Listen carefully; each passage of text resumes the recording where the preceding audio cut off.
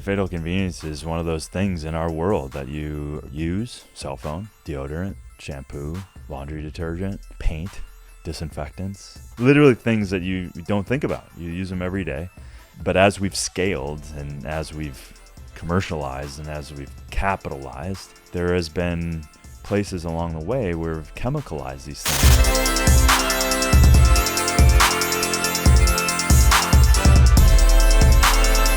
You brought along our first furry guest. Yeah. Chaga is in the building right here. So if anybody hears a little rumbling, little husky bass, it's Chaga. Can you tell us a little bit about Chaga? Chaga's 4.5, German Shepherd from Germany. I got turned down for an adoption because of the size of my land. It's crazy. Don't get me started. I tried to get a German Shepherd, and they was like, "Your property's too big." I was like, "What?" So I found Chaga. He's got a first level training, so he's got some protection, and you realize it's just his instinct as well too.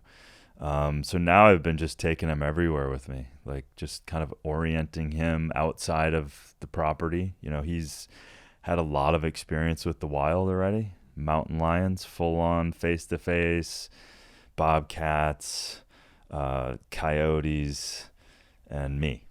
So now just kind of getting him to be comfortable in indoors and buildings and stuff like that. So yeah, I'm stoked, and it's just there's such a bond that it's actually harder and harder to leave him. So it's cool. That's awesome. That's so awesome. Yeah. And of course, I've been to your place, and yeah, it's a little rugged out there. Yeah. And you know, you got that awesome dome set up that you're staying in, and Chaga's right there, just like so alert. Even when he walked in, he was scoping everything out, making sure everything's kosher for you. Yeah. Then he laid down. Yeah. He smells everything. He checks everything out. When he's cool, now he's out. Right. Yeah. So awesome, man. Well, Yeah. thank you for bringing. And I asked you this also. Why'd you name him Chaga? Yeah. Well, as soon as I met him, he was six weeks from Germany. I saw his coloring, and it was instant. That's what chaga, the mushroom, looks like on a birch tree. It's dark on the outside, barely looks like it's not a traditional mushroom looking thing. It's kind of like this conch of, strange, kind of a tumor looking thing off of a birch tree. So it's dark on the outside with this coloring, and then red and orange underneath, and that's what he looks like. So I was like, that's chaga. That's awesome. And it's one of my favorite mushrooms too, right. So. It's funny you would say tumor looking thing, because there's so much peer-reviewed evidence on chaga versus cancer and increasing NK cell activity like 200-300% and all these incredible things. Yeah, and there's a symbiosis with an injured birch tree, right? So there's that use, the anti-stress, the adaptogenic properties. And it's one of the greatest antioxidants on the planet, and then when you also look at the use of it literally throughout all major dynasties dating back from the 10,000 years in the traditional Chinese medicine and the Vikings and all of these things deep into Mongolia and Russia, all of these major kingdoms used chaga mushrooms. Special, man. Yeah. And it's as if, again, if you're not tuned into that, it's as if it doesn't exist in a sense for a large percentage of the population. Yeah. But it's one of those story things. There's so much historical evidence, but also now we have so much peer review. And this is a big reason why I leverage science, because it's just affirming so many things that our ancestors knew already. 100%. And so you're a renowned superfood hunter. You're the very definition of what that is. And so chaga is one of the many things that you've explored, and you've brought some wonderful things to the market, like Baruch, as we talked about earlier. But I wanted to bring you on today because truly it has been a breath of fresh air, which it might be a little bit of a pun because of what we're going to talk about today, with your Fatal Conveniences series. It's one of my favorite things to pop on and check out. And I love the little introductions to those fatal conveniences that you put on Instagram. Those are really fun and engaging as well. So what triggered you to want to, first of all, what is a fatal convenience, and what made you want to start talking about it? Yeah, it's just quickly, a fatal convenience is one of those things in our world that you use: cell phone, deodorant, shampoo, laundry detergent, paint, disinfectants, hand sanitizers, blue jeans. It's literally things that you don't think about. You use them every day. But as we've scaled and as we've commercialized and as we've capitalized, there has been places along the way where we've chemicalized these things. And so as we use them, there are things we're using every day that are actually undercutting us and our health. And the origin is very interesting because it had like a layered effect on me. So my father, if you really want to see the story to really understand why it affected him so much, he had what was called a chemical sensitivity disorder before any of this stuff ever was known, right? It was in the late 80s, early 90s, where all of a sudden my dad, a perfume, a smell, a cologne, a shampoo, a deodorant, any type of artificial smell, neurologically and immunologically would throw him off. And when he would tell you, and he'd be fogged out, and this is a bright, tenured professor, right? He would start complaining and the headaches, and you kind of was like, when you first heard about it, I was like, gotta be in his head. This sounds weird. Like, what do you mean? And over time, he would then teach us as a family. Then I graduated college. I'm now in Colorado, and in the early 90s. And so he keeps saying, like, hey, if you're going to come back and you got to use these shampoos and these deodorants if you want to be around me, and you can't wash your clothes with these things, and like, these are the criteria to hang out with my dad. So as we started, and then he stopped being a professor, still worked at the University of Minnesota, and then was a counselor. He went back, get a second master's degree, and then so what happened was he started needing to educate the people on his floor. He'd send out these letters saying, hey, sorry, could you please not wear all of these things? They're kind of toxic and poisonous to me. And again, it was like, pushing a massive boulder uphill. No one heard of this stuff. And it's a real thing, and chemical sensitivity, and make VHS tapes and give them to everybody, then see these reports and all this stuff. And then over time, as I kind of desensitized myself and using these non-toxic products, I then became sensitive to the invasion of the perfumes and the colognes and all, and I would like, holy, and I would feel weird because I wasn't using them anymore. So the long story is how and why some of that setup happened to my father. He was a naval operator. He was a keeper of the dragon, they called him. He was working on atomic bombs. So he was in the Cuban Missile Crisis on an aircraft carrier getting ready to drop a bomb, right? And so that was his career in the Navy. And of course he comes out and his thyroid's trashed. So then in their bright idea, he drinks another radioactive fluid and it destroys the rest of it. And then he's on medication for the rest of his life because he has no thyroid. And I really believe that endocrine disrupting situation really compromised him in a massive way. So that's the genesis story.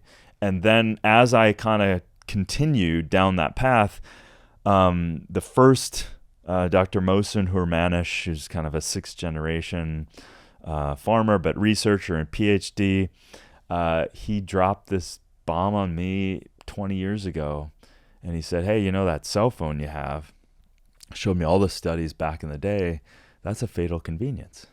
It's like, and here's the studies. And you put it up to your head and it disrupts because we're electrical and the DNA is working on electromagnetics, sending in the RNA. He's like beyond chemistry and biology and all of that stuff.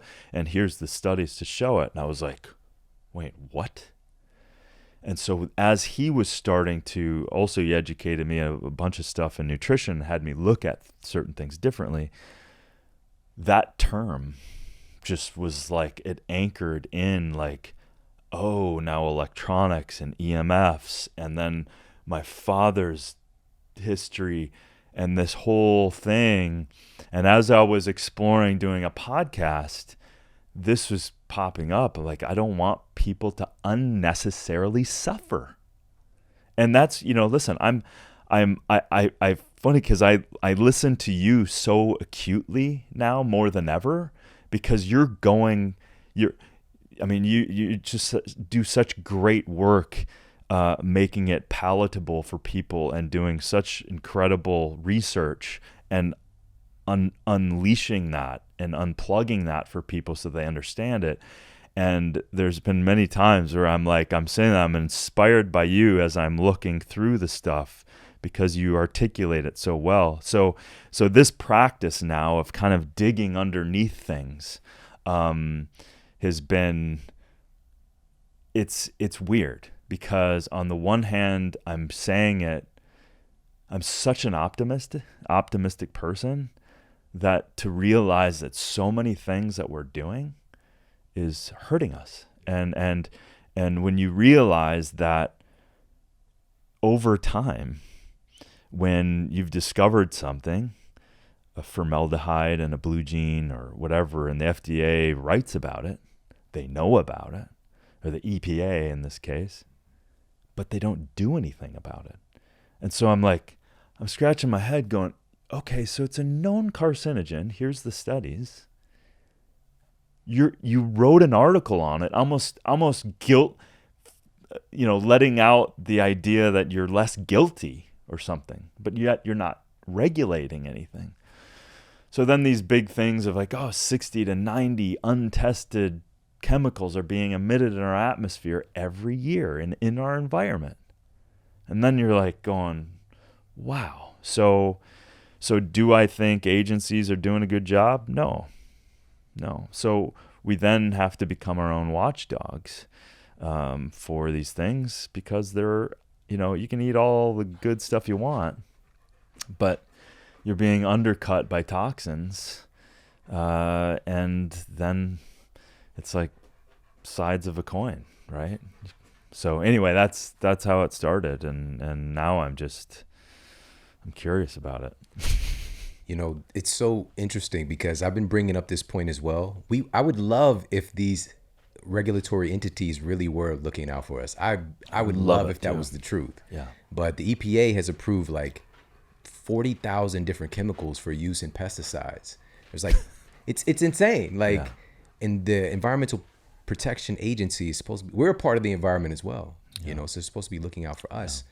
Yeah. And now, chemicals like chlorpyrifos used as a pesticide, well documented, increased incidence of miscarriages, developmental issues for babies. The list goes on and on, but it's caught up in red tape, because companies, it's cheap. They get it down to a certain price point where it's easy to the yield of the crops and all these different things. These manufacturers, your health is not their concern. That's the big thing I think that we need to get. And also putting our trust in these regulatory agencies, it's FDA approved, or it's the EPA, whatever.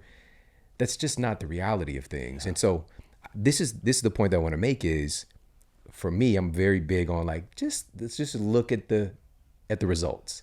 Mm-hmm. We have the highest rates of cancer, heart disease, diabetes, Alzheimer, ADHD, kidney disease, liver disease.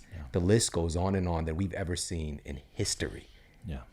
And we're supposed to be so evolved that we'd figure some of these things out. Why is everything so bad? And what you're bringing up is, it's not just one thing.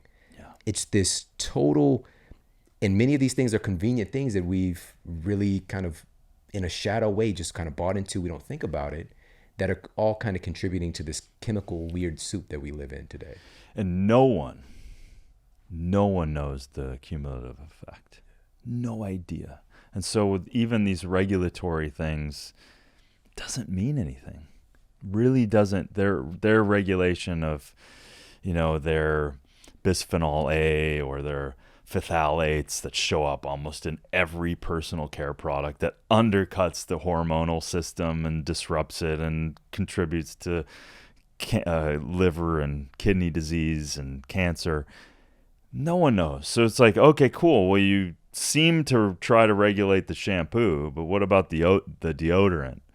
And what about perfume? And what about the cosmetics that you're putting on your face? And so, like, can it be overwhelming? 100%. But it's like everything. You just have to kind of go one thing at a time. And I think the whole thing that I'm trying to do is I'm revealing a fatal convenience, but then I'm really trying to spend time with the solution, right? To get like, hey, you don't have to not use the cell phone or the laptop or, dental floss. That super glide stuff has Teflon on it. Shown and proven already that it contributes to cancer of the kidney. So just because it's convenient and it slides through, it's got Teflon, and Teflon is the most permeated chemical in the world, period. So even that non-stick pan, throw it away right now. Throw it away. Now I use this bamboo dental floss, and I just put it under the water before I use it. And I'm like, okay, now it works pretty much the same. It's like you just find these little techniques instead of like going, because once I'm like, I don't know if I want to put Teflon in my mouth. Yeah, and it's such a sensitive place as well. Yeah, you're going to absorb. I don't want to cook my food in it. Convenient for it not to stick. But is it worth that convenience for just punching you in the kidney cancer guts, right? It's like, well, this is, and I'm just going to be 1,000 with you. Some of these things I was even, I guess a part of me was like, I don't know if I want to talk about these things because of the fact of like, for many people, it's not for me personally, but there are recesses of my mind that would still do this. But some people just feel like, I just don't want to know. Right. Don't tell me so it doesn't freak me out. Right. And it would be this concept of ignorance is bliss.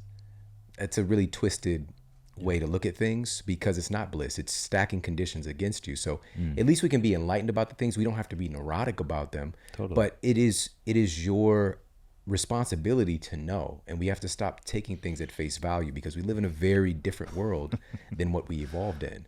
Yeah. So one of those things is, and again, we're keeping it 1,000. One of those things with the fatal conveniences that you've highlighted is mouthwash. Yeah. All right. Now, I'm a big fan of people not having the stank in his breath, when they're talking to me in close proximity. Like I would prefer to not have to deal with that. And so I'm a fan of, oral hygiene, all that good stuff. But the way that we've gone about it, wow, this is a little bit scary. Can you talk about this fatal convenience of mouthwash? Yeah. I mean, it's fun when I do these things because you look at the history and the real, throughout literally from the Egyptian times, we all wanted good breath, right? So it's not changed. We don't want to. And actually, there was a point where they were using, I don't know why, but Portuguese, they had great urine. For whatever reason, but people were using urine, and it's actually a very sanitizing thing, right? So that history has been there for a long time. So let me get this straight. So people were using not just any urine, but Portuguese urine was the ideal for the cleanliness of the mouth. It's like anything from the dastardly deeds of even shark finning for the Chinese. Like for some reason they get thinking that that's doing anything for their health. So who the hell knows? I was just looking at the history, getting fascinated. We're like, let's just unpack this because you start to see like, once these guys got a hold of it, they still had, menthol and eucalyptus at its core, right? They're still using things that weren't disturbing the microflora. Keep in mind, the mouth is the second largest population of good bacteria, of all bacteria, but of good bacteria. Oral so microbiome. Yeah. So, And so think about that. Your digestion is happening, right? And so then it takes that turn where, Listerine started, and all these other ones. And so when you get that alcohol base, you're just now at that proximity, you're starting to wipe out the bacteria. And so all of it. So now the dependence on that, and keep in mind, you have to peel the layers, and no one wants to do that work. So it's like, number one, if you're having bad breath, it's probably going on in the gut. It's probably food selection. It's probably, an indicator. I mean, I don't know about you, but when I've stood in front of people going, they're literally dying. Not that the breath is so bad, but my senses are like, they're dying. And we say that too, like something died in there. Yeah. But I think instinctually we actually know that whatever they're doing, they're not thriving. And so it's a very deep thing. So the microbiome down in the stomach is being affected. Then ineffective enzymatic activity, and then when it's in the mouth, you've just annihilated, and now you just keep doing that, and so it's getting progressively worse. Because that alcohol is acting as like a total destroyer of microflora. Exactly. It doesn't care if it's good or bad. It doesn't matter, and that's where over sanitization of any kind is not a good idea. Like even the hands and the hypochondriacs in this day and age. It can cause a lot of problems. And so wiping that out only exacerbates that whole thing. And now you have on top of it, again, these fatal conveniences of multiple punches. So now you've got, yellow number, what was it? Listerine was always that faint yellow. That was their signature. You talking about that brownish Listerine. Man, literally looked like urine. That stuff, yeah.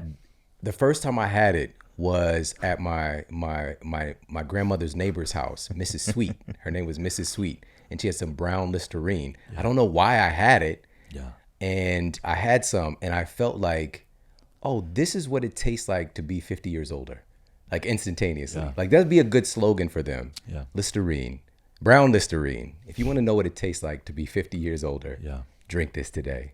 Or if you want to feel, now I'm just spitballing some ideas here about brown Listerine's ad. It is so terrible. Oh. If fresh breath isn't enough and an exorcism is needed instead, reach for brown Listerine.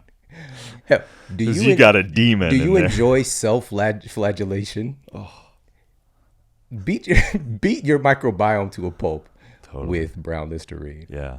You're dealing with a pH, an acidic environment, anaerobic environment, and on top of it, so again, this multiple punch. Once you start chemicalizing things and not obeying nature, that acidity changes. So once that die-off happens from the microflora, that acidity changes, and so now it becomes more acidic. After about 5.5 pH, now it literally, the second wave of that is it's eating your enamel.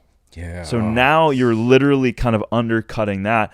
Not to mention the yellow number 3s and the green number 6s, or if I've got those mixed up, I don't know. But those as well are carcinogenic and connected to cancers. So you're like, how many different, and some of these fatal conveniences, dude, I just have to literally, I'm working on a book right now where I can kind of dig deeper, but some of these things, there's so many, I just have to kind of go, okay, what's the top 3 things or one that we can focus on that is going on, so I can distill that down to go, this is bad enough, so let me just focus on that and tell people how gnarly this is. But when you start picking it apart, and not to mention the overuse of it, just destroy it.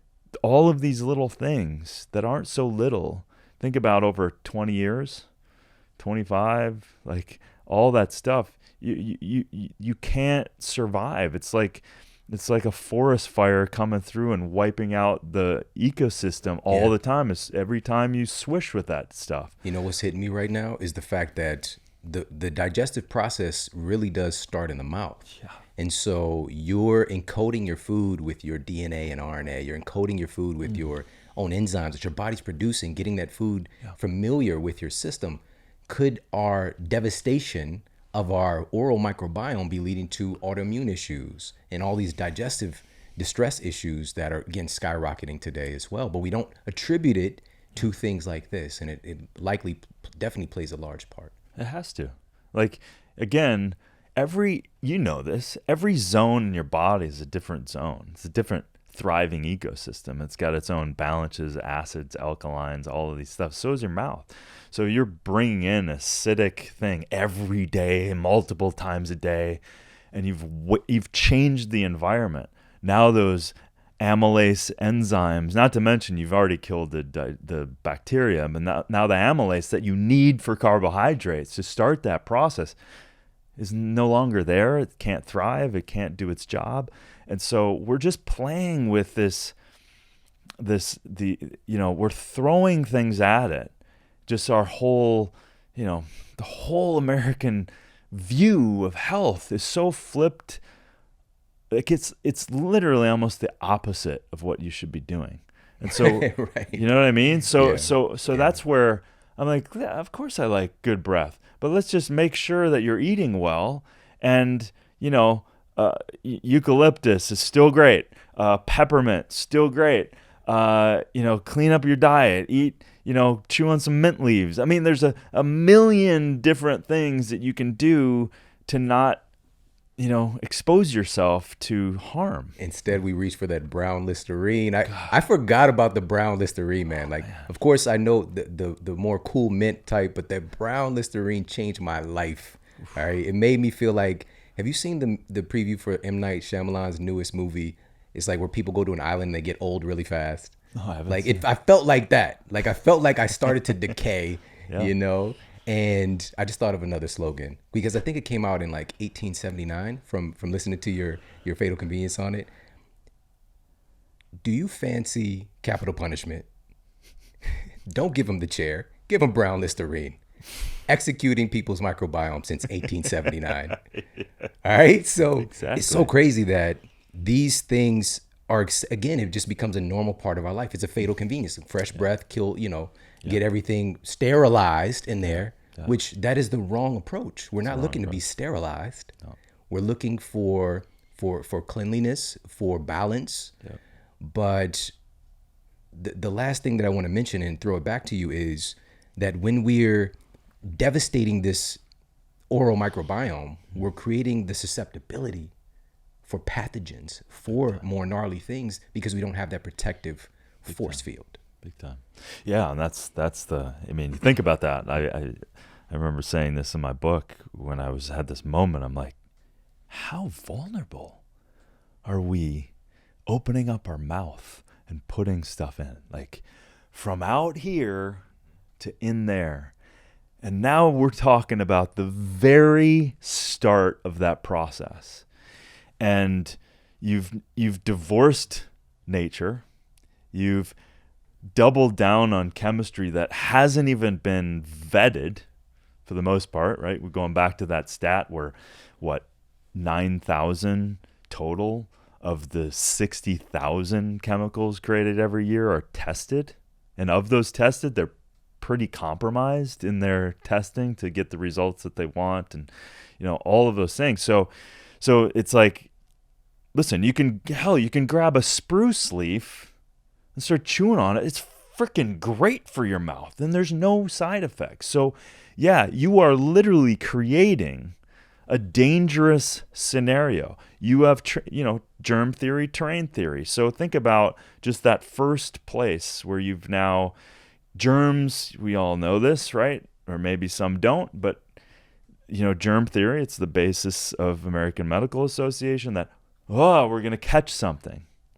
Whereas Antoine Becquem back in the day was one of the greatest microbiological researchers of our time. He said, no. The environment that a bacteria or a virus comes into knows what it needs to survive. So if it has an environment where it will and can survive, it will hang out and proliferate. If it doesn't, it takes off.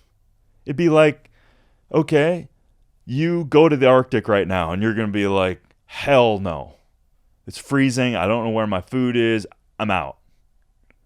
It's the same thing. The intelligence of life at its core knows how to thrive and survive. So if you've now changed your terrain, you've made it acidic, anaerobic, now you've invited other types of bad, not so beneficial microbes and viruses to come into that very opening that you've now said, world, come in. So it is, so yeah, I mean, can we be dramatic about it? Hell yeah, we can be dramatic about it. Stop doing these things that are literally undercutting and my whole thing, dude, it comes down to, I just want people to have a freaking great life. That's what it all comes down to. So listen, don't do that. Do this instead. And the cool thing is, if a bunch of us become aware of these things that are harming us, that naturally says, don't do that. And then we're not going to pay for those anymore. We're going to pay for these healthier ones. And then that whole world's going to increase, and the other guys are going to be forced to change and get out of this whole thing. So that's the undercurrent as well. Is like, you get to feel better. You get to have a healthier life, not being punched in the kidney with these chemicals or liver or whatever. And you get to start feeling better, right? And so it's just this whole thing. So we can't, in this day and age, we can't just pretend we got to just eat perfectly. I believe this to my core. I saw my father suffer. We also have to learn how to get away from the chemicalized food, processed foods, personal care, EMFs, the experiment that we're doing with no oversight. I don't care what agency and letters there are. There's no oversight, not for this magnitude. So it's on us. We're having this conversation. It's literally on us. You're doing it. You're peeling back these layers so that people can understand this is what's going on. So, but I like that because, I too grew up with the delusion that I thought, everyone had, governments were supposed to do what they're supposed to do. The UN's supposed to do what they're supposed to do. And I see a lot of failure. So I'm like, that's cool.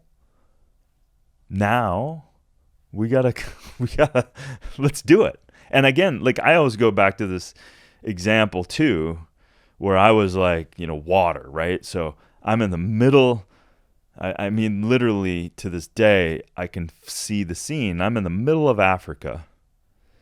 I'm looking at baobab. So baobab, Madagascar, Western Africa, Southern Africa, incredible baobab tree.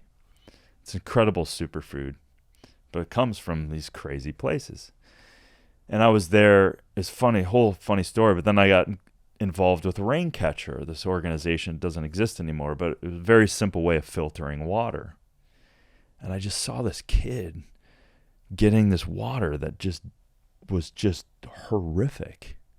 And there was animals and feces and everything else, and he needed water. And he was walking back and I'm like, how is this possible? And there's like more NGOs than you can possibly imagine in Africa. You can possibly imagine. There's more resources in Africa, food and precious metals. And so, okay, well, it's not working out. They're not solving problems. And then I'm like, well, where's the UN? Where are these? So I'm sitting there going, I'm watching Russian roulette play out right in front of me.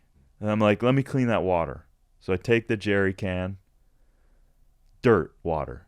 I don't mean to go off on the water, but I'm making a point here. many people throughout those areas never seen what clean water looks like. So I clean this water, I show it to them, and boom, they have clean water, and there's no moving parts. They don't have to. It's the filter. And so it goes back to the same thing, full circle. Is like, I'm seeing it. It's people are being affected.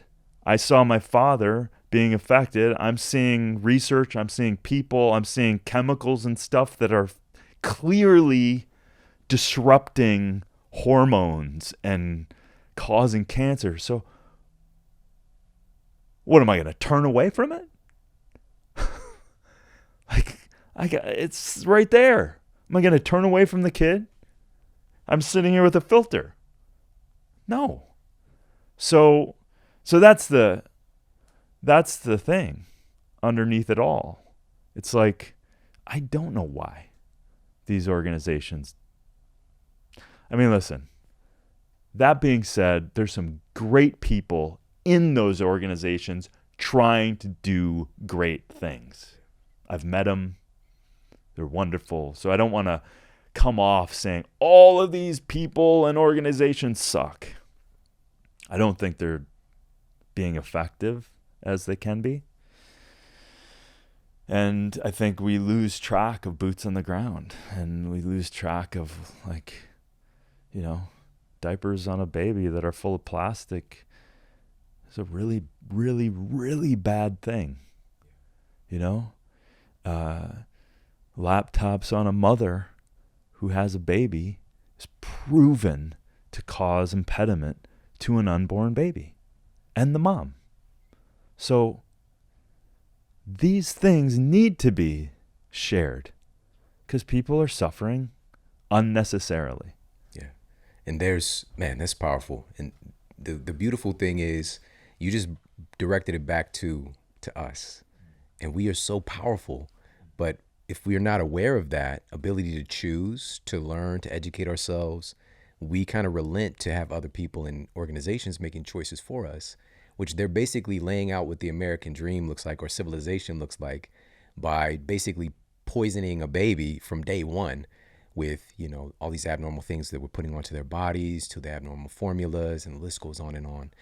But to take a step back, even we started with mouthwash being one of these fatal conveniences, and you mentioned something like even with the hygiene aspect of flossing, by using a bamboo floss, just wet it a little bit, or just getting toothpaste, just take a step that doesn't have artificial chemicals and dyes and parabens, and just get something a little bit better. And we actually had on Katie Wells, Wellness Mama.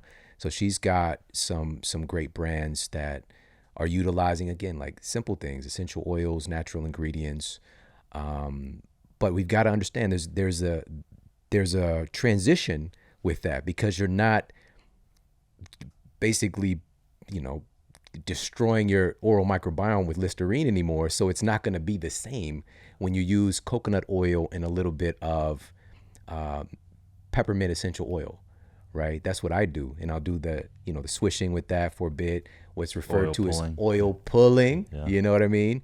And helping to kind of clean house in there, little refreshing, but not like Megatron devastation taking place. You know what I mean? So what are some other things that we can do as far as the oral health? Well, yeah, that one's a good one. I mean, obviously the oil pulling, that goes back 20,000 years, basically, Ayurveda, right? So that's largely maybe the oldest healthcare system. And, I would, again, go back to what you're eating, right? So those kind of things. That's making your teeth. Huh? It's what makes your teeth. Yeah. Exactly. The food that you eat. Yeah, exactly. And the microflora, right? So what kind and the smells coming out of you. Yeah. Yeah, big time. So, ask your partner, what do I smell? What do I smell like? What is it? And that can be an indicator.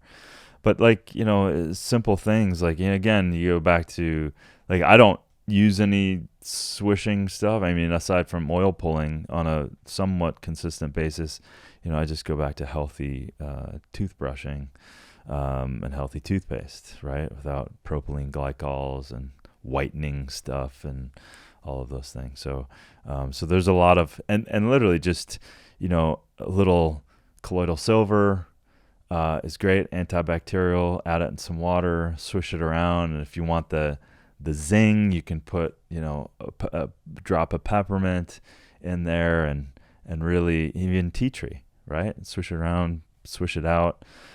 These things are incredible, and they don't have side effects of undercutting your entire health. And they've been used again for tea trees. Incredible. Like I even use it on surfing, brushing up against rocks and cutting yourself. It's like fantastic. So yeah. Awesome. So just to reiterate, just take a step, whether it's switching out your floss, maybe swapping out your mouthwash, your toothpaste, just take a step. It doesn't have to be perfect, but let's just reduce our exposure to these fatal conveniences a little bit at a time. And I love that you started with that. I want to ask you about the next one, which I just went to a friend of mine. He's a comedian, and he was doing a set, and he kept on putting chapstick on, during the set, and he was making jokes about it as well. And I saw your fatal convenience on the chapstick. And it was a great time. It was incredibly funny. But at the same time, I was like, man, that's one of those things that Darin was talking about. So chapstick. And I know some people are like, what about my chapstick? I'm not giving up my chapstick. I'm not. Just relax. We have to be informed. That's the thing. Yeah. Yeah, it's weird because let's just stay away at this point of the whatever chemicals are in there. So first off, you're undercutting the natural signals of your lips first. So your lips are creating new cells underneath, and then each layer is drying out, and then it comes out, and if your lips are super sensitive, right?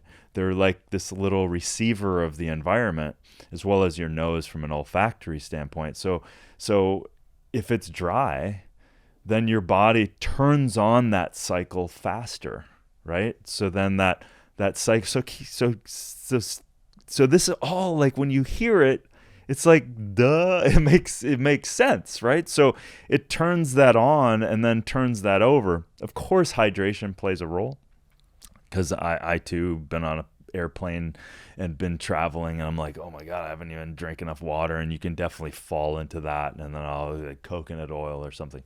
But that being aside, as soon as you start putting that layer on, now you're literally turning off that signal, because now the lips aren't perceiving it.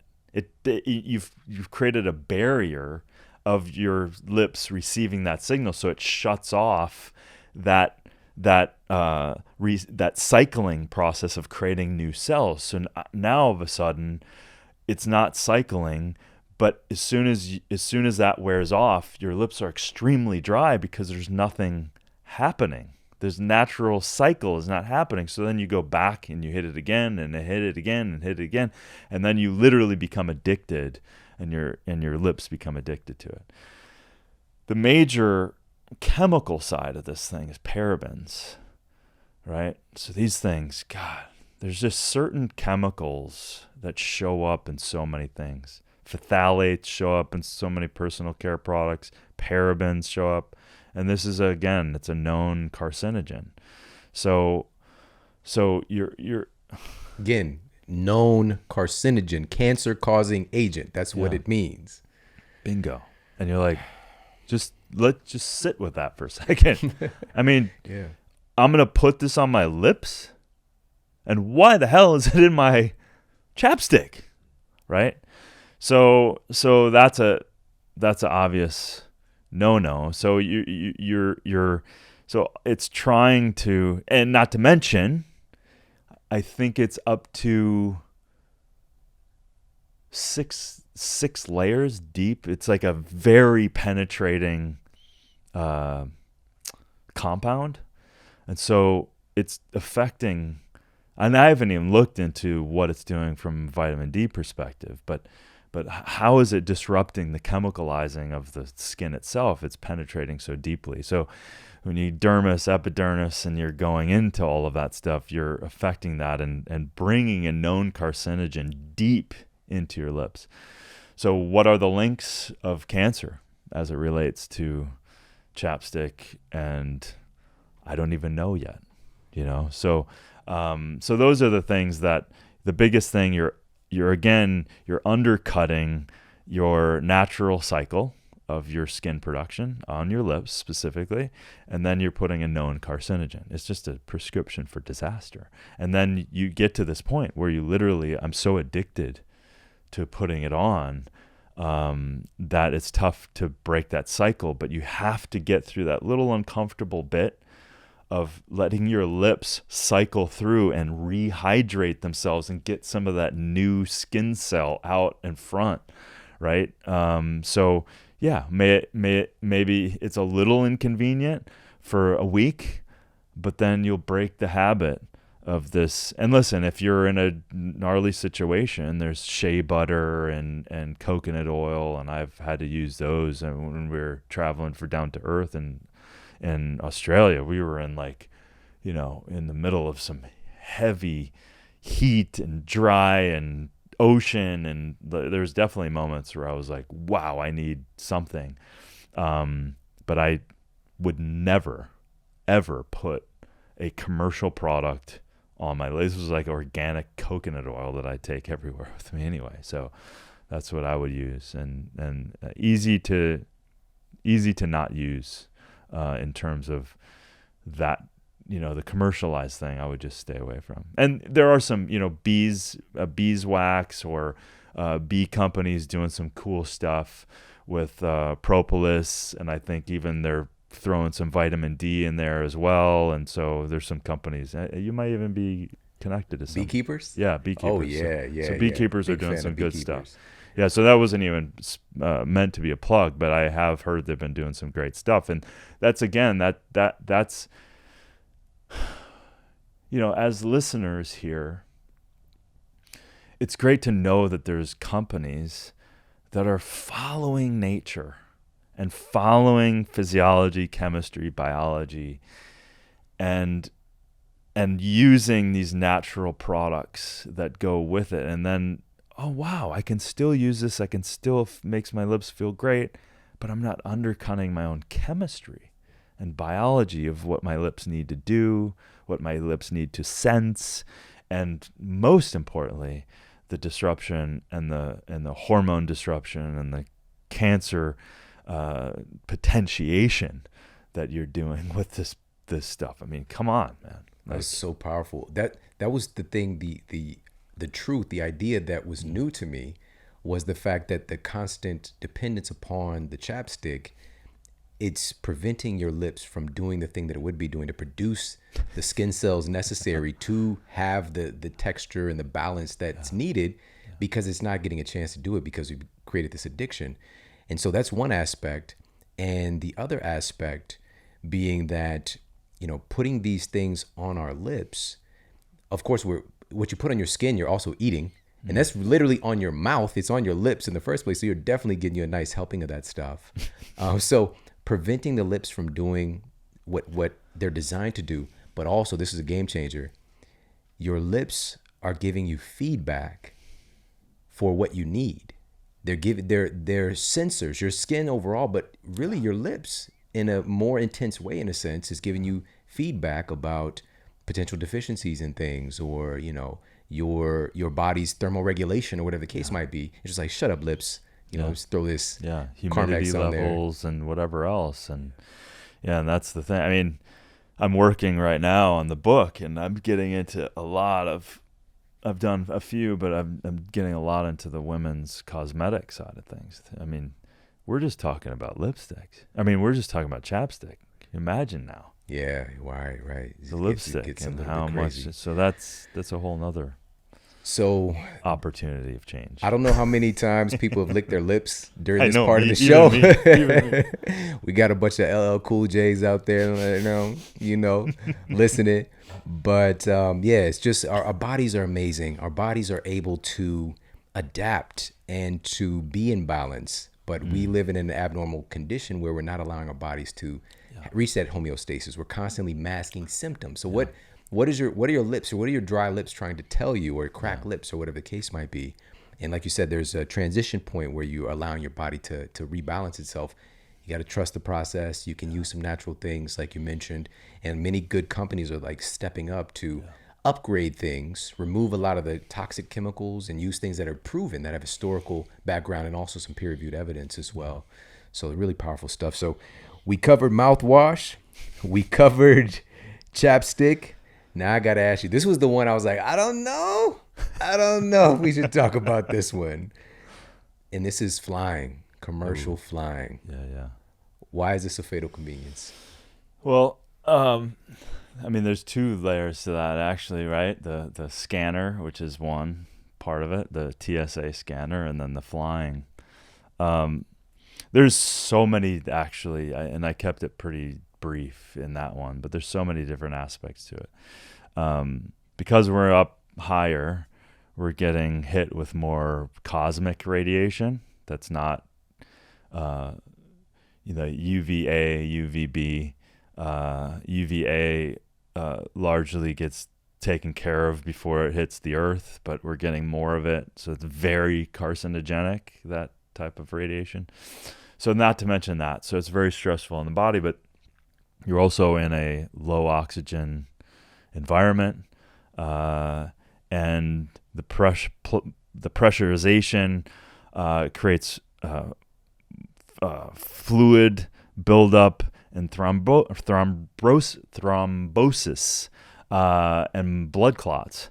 And so, I mean, if you're not healthy and you don't have good circulation, it's literally dangerous to get on a plane. I mean, there's certain things I could say about the state of the world right now that make it even more dangerous, but I'll probably refrain from opening up that can of worms. But for now. But yeah, it creates a whole. So there's a stress response. There's a low oxygen environment. There's cosmic radiation. Can we stay on this cosmic radiation part for a second again? Mm-hmm. Like that might sound cool, like Silver Surfer or whatever. Like you might be. No, I mean humans. If we just to be rational about this, we're not designed to be up there. No. Right? Like that's something. To 40,000 and feet. It's been like, as far as like the ability to do this on a semi-consistent basis is like literally just recent decades, just a few decades. And so have we adapted to that? Have we evolved to be able? No, we're not even remotely close to that. Right. And that's the thing for us to understand. And what are the ramifications? We don't know. But we do see higher rates of certain things taking place with flight attendants, with pilots, for example. But this is a place for one of my youngest son's godmother she's been a flight attendant for like 40 years, but she's also so invested in health. Like she's done so much and she's seen people come and go for many years. Sure. And so we want to double down on your personal health care if you are required to be traveling a lot. But we've got to keep in mind that this is a very abnormal thing and that radiation is a real thing. Yeah. And also, and this is what I want to lean into a little bit more, essentially the recycled air aspect and the massive lack of moisture just when you get up there to the air you're accessing. Yeah. And this is why, I mean, you become significantly dehydrated. One expert I remember from a few years back was giving an analogy of it being like 3 times, the air being 3 times more dry than the Sahara Desert. Yeah. And so you're having like a direct 1-2% drop in your body's baseline hydration level, which that in of itself can damage your DNA, lead to cognitive decline. And there's something in the mix here. If people want to think about what are the symptoms, of course, like you probably feel a little bit more fatigued. Sure. You'll probably, of course, maybe more irritable. You get drunk faster. Yeah, absolutely. Talk about that. How is that happening? Yeah, well, because of the poor oxygen, the slowing of the metabolism, you put this poison in, and your body, it's a 4-alarm fire of trying to get this poison metabolized out of your body. Keep in mind, people, that alcohol is a poison. It raises this alarm in the body. So when your body's under that level of stress, it quickly moves alcohol to its number one, because now you've just ingested a poison on top of all of these things. So your body's ability to deal with that gets compromised quite a bit. And not to mention, it just adds to, that's the funny thing is I don't, I don't understand when people get on a plane, they kind of let go in a certain sense. Like they just start drinking more, or they just eat all this kind of food, which I always bring food, people are like, oh, you can do that? Like I have a backpack. I've made a salad. I put it in a mason jar. And I'm bringing food or I'm not eating. Exactly. It's a great fasting, right? So, and by the way, some researchers, the Salk Institute has really been pioneering so much of the work around circadian medicine. Yes. And one of the things that they've talked about that they're confirming in the data is when you're shifting time zones, one of the ways to help your body to adjust quicker, because this can throw off your body's clock. Again, it's another thing we're not designed to do is like, let's pick this human up and plop them somewhere else. And you're not traveling by horse and buggy. This is like within, an hour or whatever the case might be, you can be in a totally different location. Yeah. And so that can throw off your body's connection with the environment, with life. Yeah. And so one of the ways to accelerate you adapting to the new environment is fasting. Yeah. Which is, again, that's like cool. This is cutting edge research, and it's something so simple. Yeah. But so again, I'm sorry to interrupt, but also so bringing your food and or fast. Yeah. And so when they're coming by with that tray, they got the cookies and the chips and the sizzle pudding pops and all the, they got all the goodies. It's just like, just say no. You don't know what it's spiked with. Yeah. I don't know if people are going to get that layered joke. That's layered. You don't. Anyways, you got me now. Okay. Yeah, and you add on top of it the processed food and the sugars and all of that stuff. And like the thing, I try to double down on the hydration as well during that time. I bring a glass bottle, and just for my own placebo, I take their plastic bottles and I pour it in mine. I shake it up, and I just like try to help that scenario. But what you brought up with the circadian rhythm is very, very real.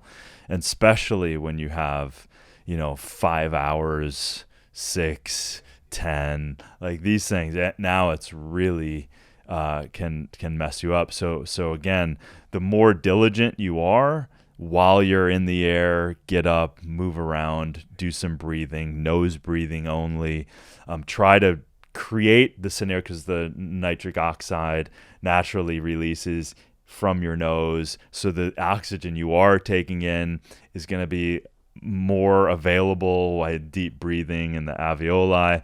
And then not to mention that dry, bloody air coming in, at least it's going to be moisturized a little bit through the nasal passages. Right. So again, it's just these little things that are so powerful when you add them up, when you're in this weird, like you said, this weird artificial environment that we definitely have not adapted to. So you just want to, this whole thing, all of these things are just ways that how can I minimize the level of stress? And I love that, because I haven't seen that study with fasting. I've done it many times instinctually, or that I didn't have food, and I always feel better.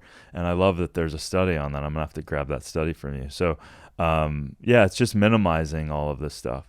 And then if we want to just touch on the scanner things, just since we're in the airport mode, these TSA scanners are so interesting to me, that these millimeter non-ionizing radiation. Here, the interesting thing was there was a bunch of, and you'll find this weirdly interesting. As I was digging, there's a few doctors having statements of going, I'm concerned. I'm like, okay. Like, I'm concerned about these millimeter waves. Thank God we're not using ionizing radiation, because at one point we were, like full x-rays. So that TSA thing that you go in and it scans your body, it's using non-ionizing. But keep in mind, non-ionizing, it's a type of microwave, right? Hello. All right. I want people to hear that part. It's a type of microwave. You're going into a microwave. So when you have a TSA agent and you ask them a question, no, it's safe. That's all they say. They don't know anything about anything, right? You're going into a microwave. It's millimeter voltage of EMF. It's like a concentration EMF generator, right? Enough to look through your freaking body and to see if you have anything. So here's the easy thing. So EMF, heavy EMF exposure, we know that there's a lot of stress, cellular stress, pushing the calcium out, creating a lot of osmotic pressure and calcium changes and DNA strain and stress and damage. Okay, so we know that. So why would you put yourself in that position? You have an out. You literally have an out. You can opt out. I have never, and I've traveled a lot, I have never been in one of those things, ever, right? So as soon as I have the global entry and the pre-screen, all of that stuff too, so that helps. Yeah. Those are helpful. Sometimes they don't even have scanners for those. A lot of times they don't. Yeah, you just walk through the regular detector. Yeah, but clearly international, blah, blah, blah, and you're going to run into these scanners. So all I do is go look at the guy who's going to walk you through or walk you in. I said, I want to opt out. They look at you a little funny, and they said, okay, and then they yell to the guy, hey, we've got a male opt out, because the male has to be with the male and the female has to be with the female. And so then you just wait patiently. Then a really highly qualified TSA agent comes. Highly qualified. To give you a personal scan. Personal pat-down scan. So this is great. I've been that guy as well. It's just like sometimes we don't want to be that guy because everything is just is normal, which is abnormal. Yeah. People are just funneling through, this instant microwave. But here's the thing too, because the thing that comes up for me is like, oh, it's just like that. It's just a quick second. Right. But within a quick second, these waves shoot through your body, through your cells. It could literally damage your DNA. It's not a joke. Yeah. But to what degree, I don't know. But once we start stacking these things on top of each other again and getting more and more away from being human, and we're tinkering with things that we've never had exposure to in our evolution. We're tinkering with these things under the guise of protecting our citizens, for example, which again, talk about that. It's so crazy. So most of these new ones were implemented from 9/11, right? So we pushed all this in and we're like, listen, who's going to say no? Right? So like, let's get let's stop all this stuff. Guess what hasn't been thwarted anything? These scanners haven't stopped any known attack since the beginning. So now what, 20 years later? So they don't want that information, because as I was digging, number one, there was very little on-record study specifically on the TSA scanner. But there was a bunch of these statements of guys that have concerns. So I couldn't find any real studies. But then you could go, okay, it's microwave, it's this, of course, and then there's some studies that show. So they're avoiding that kind of thing. And then what they really don't want you to know is that they've virtually been ineffective at stopping anything. And you know what one of the bloody statements of one of the manufacturers and the guys in the airport security head guy said? He said, well, it's a placebo. Well, it deters people. Like, are you kidding me? So now we're going to go into a microwave and the best answer you got is it's good at deterring people. Guess what I could do? I can give you a dog. My dog, he's intimidating, a 90-pound German Shepherd, and no one has to go in a microwave. Just have a German Shepherd sitting right there. It's a deterrent. That'd deter. Again, these are all these fatal conveniences, and it appears that these things become normalized. Yeah. And it seems to make it more convenient, so we don't have to hold up the line. We don't have to take more time, whatever the case might be, getting to where we're trying to go, but at what cost? Exactly. And so just for us to just be aware of these things, so I'm so grateful to have you on to talk about these things. I want to ask you about a few more of these. And the next one is, oh man, this one is it's crazy. Cough syrup, Yeah. right? So let's talk about that. Why is that a fatal convenience? Cough syrup, that surprised me. Because I'm like, okay, I'm assuming codeine. We're going to find codeine in there, right? It's a dilator, bronchodilator. We've had bronchodilators all the time if you have bronchial issues. Number one, the cough drops and cough things. But again, this goes way back. We've been dealing with, no one wants a freaking annoying cough, but there's a very real and reason why we're coughing. It's a protectant to get rid of these irritants that are bothering us, to surround them in fluid to get them out of the body. So coughing is a normal thing, but there's a certain point where it can then start to cause some damage too. So then we're like, okay, how do we deal with this? So the history is fun to understand. He's just checking in. Little Chag is checking in after his nap. And you were sharing that in the fatal convenience, and I love this because, and that I love that you mentioned that earlier about our vibe and our connection. But I was listening and getting some of the history, and it's like, that's what I would do because I'm interested in like, where did this start? Yeah.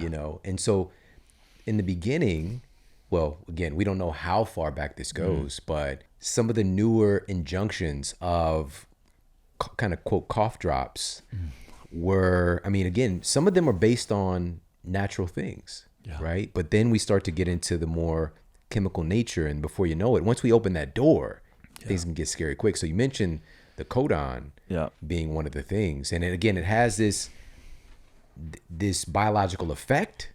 Yeah. But what are the other effects that it can have? Yeah, and then the codeine's a scary one because you can use that, I think the biggest scary thing, the way I was looking at it, is this new compound. I forget the big name, but it's DXM. I forget the whole. I was like, dog. DX. Yeah, DXM. DXM.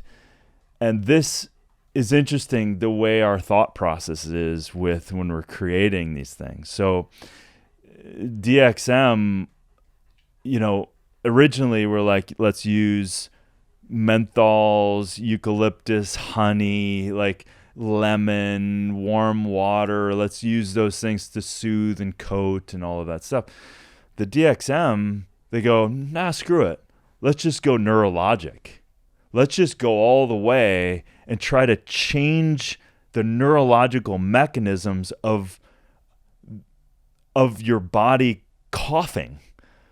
So you're like, what the hell? And I literally had no idea that this existed, because I go in with I know that there's some problems, and this one was like, blew me away. And of course, as soon as you use it or abuse it, you start getting some issues. So kids started using this, and you start getting high, hallucinating, and then it derails and literally can, and then you start combining it with the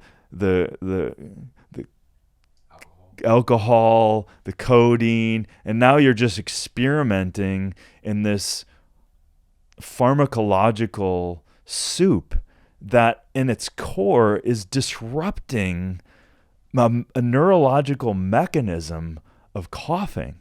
So this is a very, very dangerous chemical that is in our cough syrup, for God's sakes.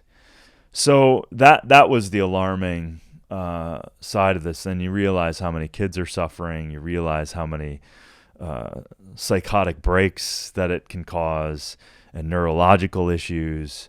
And I was like, that's cough syrup. That's cough syrup, man. Like, what the hell?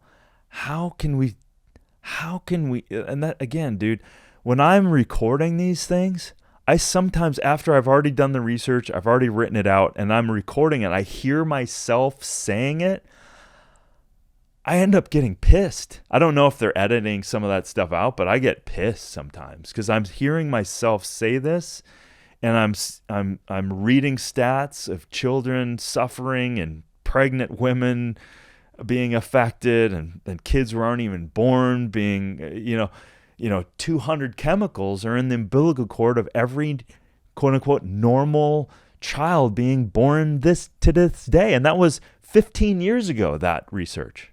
So we have chemicalized all of these things. So it's so I go back to this whole thing. I can't believe it, almost to the point where I can't believe what's going on in the world today, but I can't believe that we've allowed it. And again, if I can share something that a mom who's controlling the household, who's buying the stuff, can not buy the stuff with that in it, can buy some natural compounds, natural medicines to use instead, and not literally have this stuff around their children and being ingested, then that's worth all of it. Yeah, this is a big one. It's a fatal convenience in every sense of the word. A lot of kids have some serious neurological damage, deaths. And this is something that's just on store shelves like it's nothing.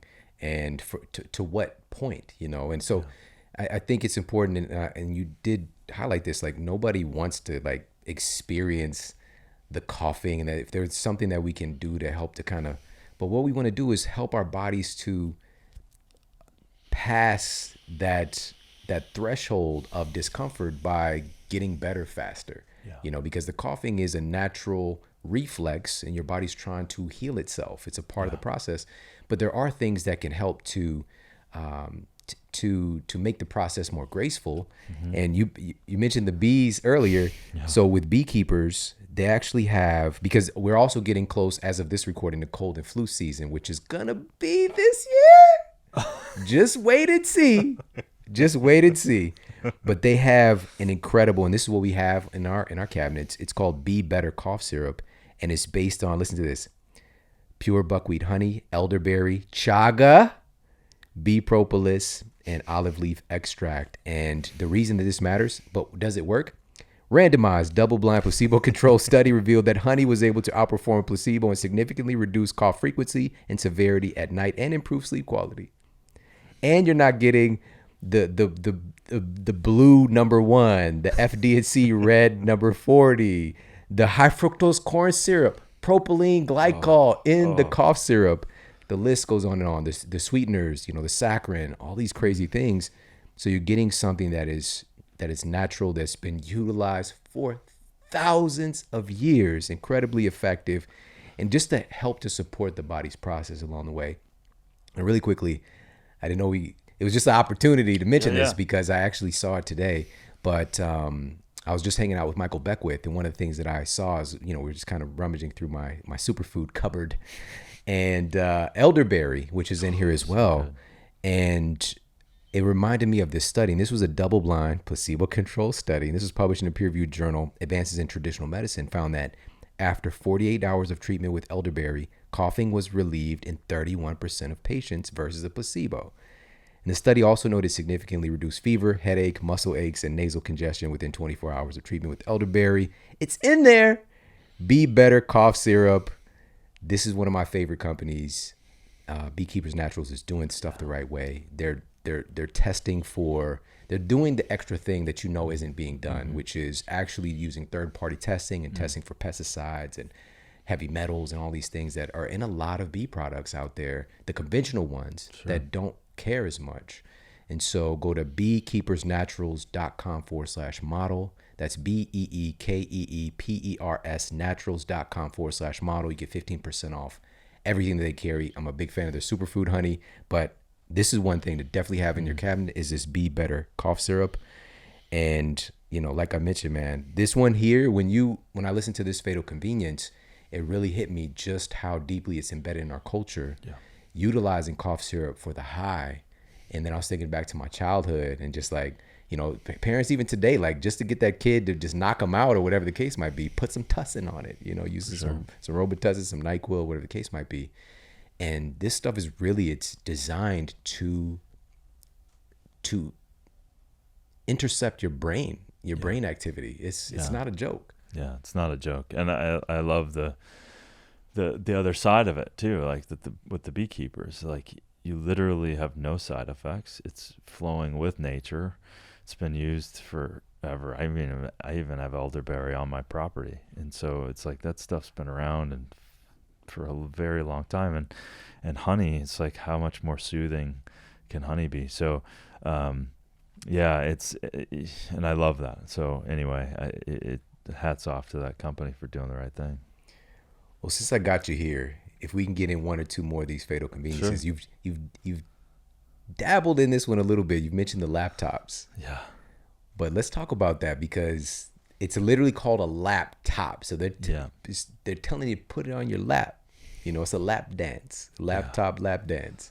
Yeah. Why is this a concern? Why is this a fatal convenience? I mean, it comes down to reproduction. I mean, that's boom straight. It literally both male and female.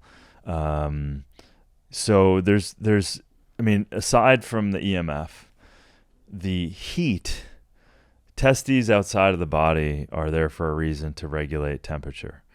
Testes inside the body, which is why they're outside of the body, changes their testosterone. So if we have a laptop and the laptop, just feel your laptop, it's hot, 2 degrees higher, changes the motility level and plummets your ability. So motility is basically the production and the utilization of sperm being effective, right? So motility just plummets. So it's literally undercutting the very Darwinian evolution of men. And again, we talk about getting hit from all these other angles. All these personal care, all these other things are also hitting you from an endocrine disrupting standpoint. So this is a physical heat thing as well as cellular DNA, RNA damage of the EMF that is on your lap. And this is verifiable. It's a real thing. People just have no idea. 100%. And yeah, you don't want, I mean, I see people all the time with their friends and they throw their phone like this on their crotch. I literally reach over there and they're good friends. They're good friends. And I just grab it and say, dude, what are you doing? Like an EMF signal is just going right to your nuts and women too. So there all of these other estrogen fertility studies linked to women having these laptops on. So EMF heat seems to be the thing. Again, they don't want the EMF stuff out there much. They always go to the heat thing, right? And most of the studies are on the heat. And so FCC regulations are so old, they're not even trying to update the EMF frequency damage, right? So those regulatory bodies are ancient. So they're just allowing all of this. There's no safety data. There's no, like, the intensity of frequency. It's only getting worse for, 1G, 2G, 3G, 4G, 5. It's only getting more and more intense.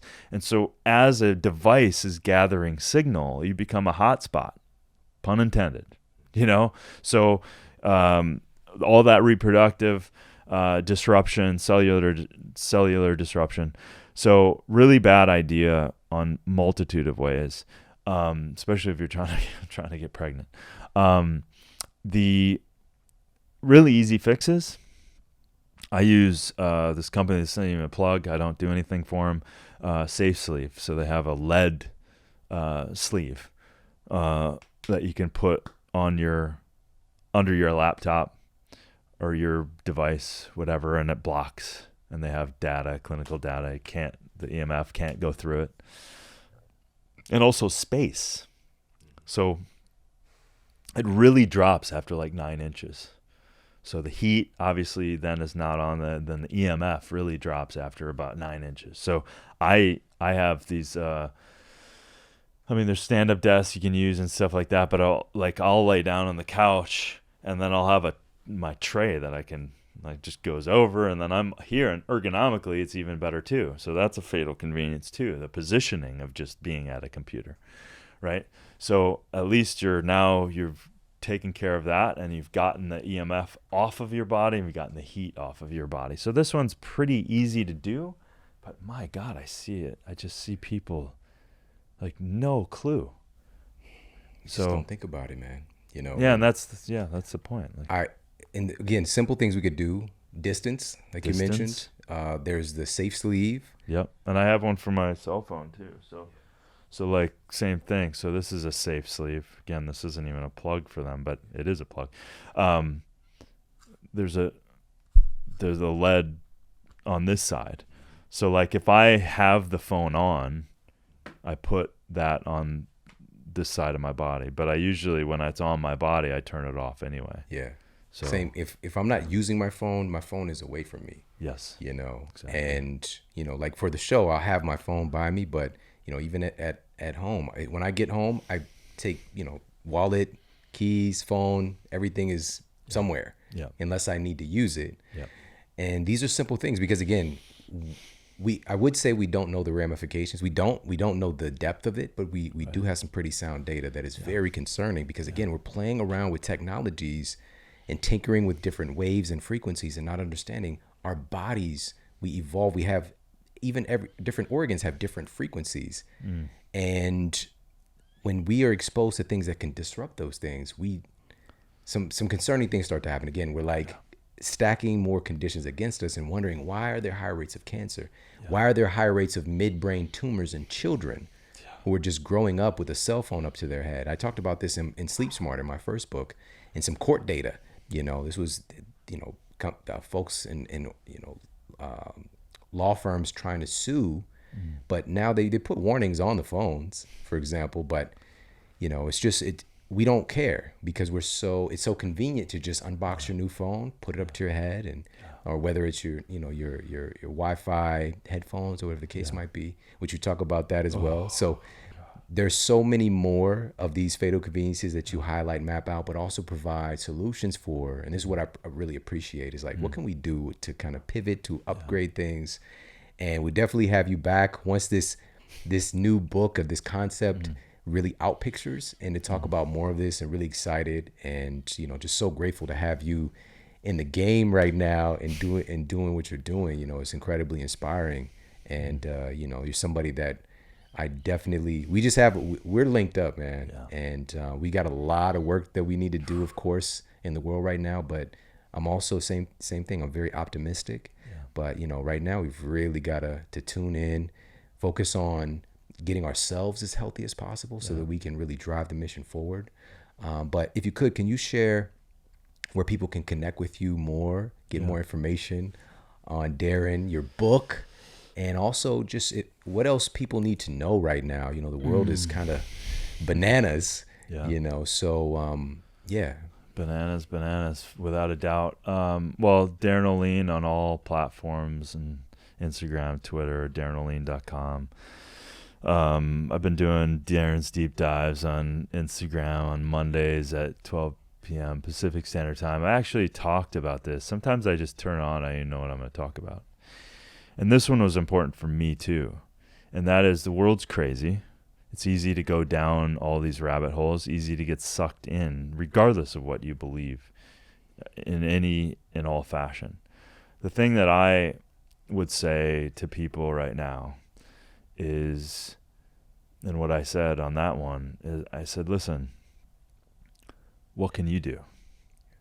What can you do for yourself? What do you want? What do you want the future to be?